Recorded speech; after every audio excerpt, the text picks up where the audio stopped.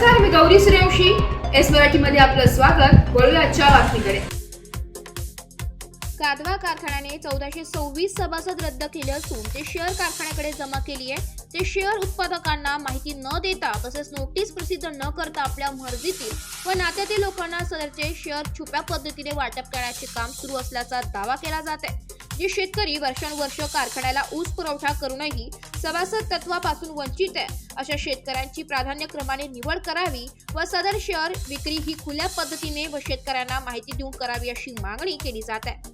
तसे न झाल्यास 14 फेब्रुवारी पासून आमरण उपोषण करण्याचा इशारा सचिन बर्डे, सुरेश डोखळे आदींसह सभासदांनी दिंडोरी येथे शासकीय विश्रामगृहात घेतलेल्या पत्रकार परिषदेत दिलाय. सन 2023 ते 2024च्या कादवा सहकारी साखर कारखान्याच्या वार्षिक सर्वसाधारण सभेचा विषय क्रमांक 13च्या अनुषंगाने थकीत भाग भांडवल धारकांचे भाग जमा करून घेण्याचा ठराव आवाजी मताने पारित केला होता.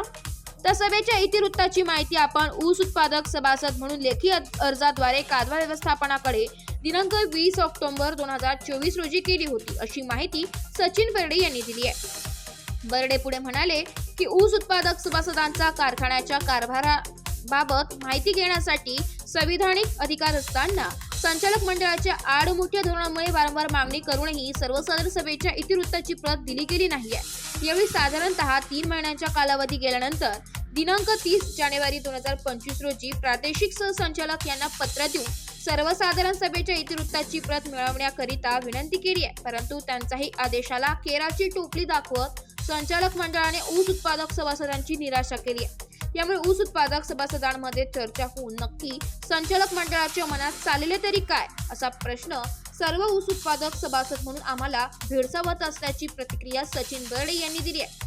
अखेरीस दिनांक 6 फेब्रुवारी 2025 रोजी संचालक मंडळाला अर्ज देऊन झालेल्या सर्वसाधारण सभेच्या इतिवृत्ताची प्रत मिळावी, अन्यथा ऊस उत्पादक सभासदांसह कादवा कारखाना कार्यस्थळावर आमरण उपोषणाचा इशारा दिल्यानंतर संचालक मंडळाने दिनांक 8 फेब्रुवारी रोजी सायंकाळी सर्वसाधारण सभा इतिवृत्ताची प्रत सुपूर्द केल्याची माहिती सचिन बर्डे यांनी दिली आहे. या इतिवृत्ताच्या प्रतीमध्ये अतिशय बोगसपणे थकीत भाग भांडवलधारकांचे शेअर जमा करताना एकूण 17,000 भाग भांडवलधारक असणाऱ्या सभासदांपैकी सर्वसाधारण सभेला फक्त 1635 भागधारक उपस्थित असताना हा ठराव पारित केला असल्याचं निष्पन्न झालंय. यामागे नक्कीच काहीतरी गौंड बगाल असल्याची शंका उपस्थित केली जात आहे. याबाबत अधिक माहिती घेतली असता काही संचालकांनी नाव न सांगण्याच्या अटीवरती आगामी निवडणुकीकरिता हा सर्व राजकीय डावपेच असल्याचं कबूल केल्याचा दावा सचिन बर्डे यांनी केलाय.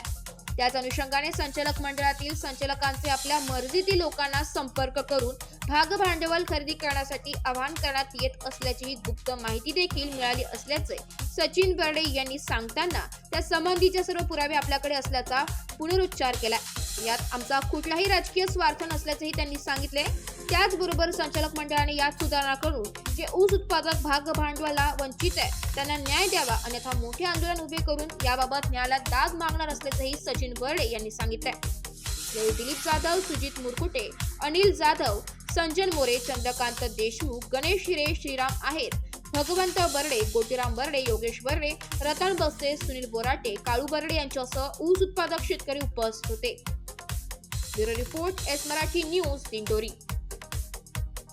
अशाच नवीन ताज्या घडामोडी जाणून घेण्यासाठी आमच्या एस मराठी न्यूज चॅनलला लाईक करा, शेअर करा, सबस्क्राईब करा आणि बेल आयकॉनला क्लिक करायला विसरू नका.